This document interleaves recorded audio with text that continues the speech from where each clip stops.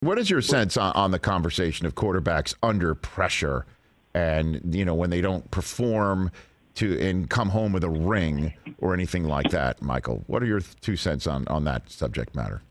Pressure is real.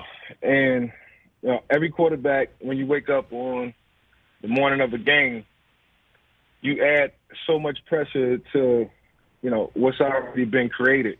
And we just do that mentally.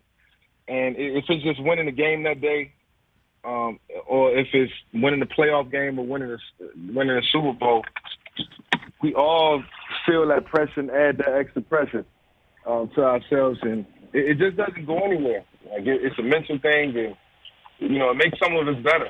I'll tell you that. But I don't know without determining. Why don't you pop in there and call him back, would you please? Yeah. Hey, Michael, we're going to call you right back. Your phone's cutting in and out, so if you don't mind. Call me right back. We'll call you right back. That's Michael Vick right here. All right. Pressure makes diamonds. And pressure busts pipes. Nothing gets me more disappointed than Chris Brockman saying something, me disagreeing with him, and a guest comes on and agrees with him.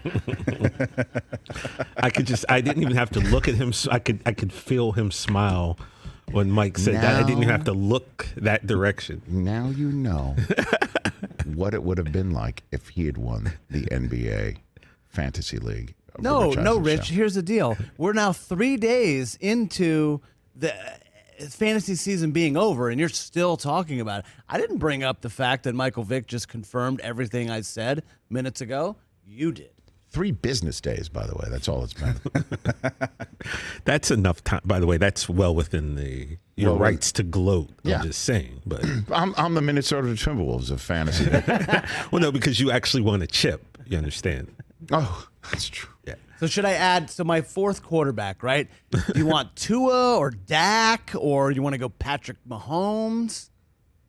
I'm going Derek Carr, just got paid. Yes. Aaron Rodgers, underachiever. Russell Wilson, new home.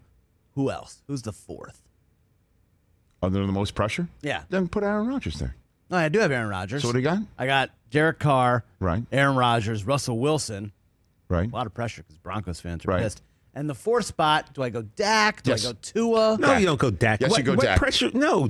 How can you say Dak's under more pressure than Patrick Mahomes? Dak was a 4th-round quarterback. And apparently, according to everyone on the internet, Cowboys suck. Dak's now been paid. Yeah, that was like Amari 3 years Cooper, ago. Michael Gallup got paid, and his Brockman, knee's been out. Okay. No, this is Patrick Mahomes. Mahomes lost Cheetah.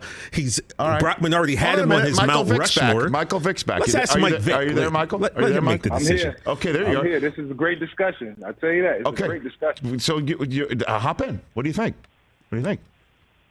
Well, it's a lot of quarterbacks just pertaining to what you just said about Dak. Dak's not under pressure. Every quarterback is under pressure. All 32 quarterbacks are under pressure to perform at a high level, to get into the playoffs, and have a chance to compete for the Super Bowl. And whether you're 1st round, 4th round, 7th round, and you get into that spot, you get into that position, you got to go, because there's always somebody behind you, or the organization could always be looking to replace you. So it's pressure everywhere, and the pressure to perform is real. So all those guys, Aaron Rodgers, whoever, Tom Brady, everybody's under pressure, and they know it, and they'll tell you. And I don't know what type of quarterback I would have been if I didn't have pressure on me. It's good. It's a great thing. So then pressure is self-imposed, or do you actually hear what we in the media talk about, Michael? Does that happen? It's self-imposed because, when we wake up on Sunday, Mondays, or Thursdays, we add pressure to ourselves to perform. And then we pay attention sometimes to what the media is saying, and that's added pressure. And our coaches put pressure on us, and sometimes your teammates will put pressure on you. And then it's the self-imposed pressure.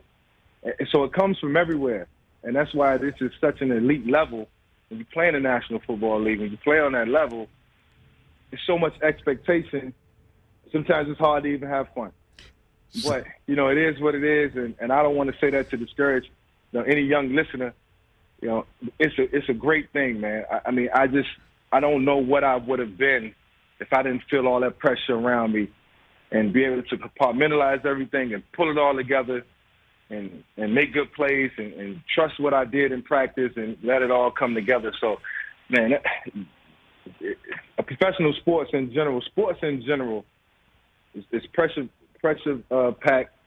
You know, it's always going to be pressure centered around it, but that's why we play the game, Rich. So where would you land then as we're putting together a list of quarterbacks under the most pressure coming into the season now that Derek Carr's been paid 3 years, $120 million?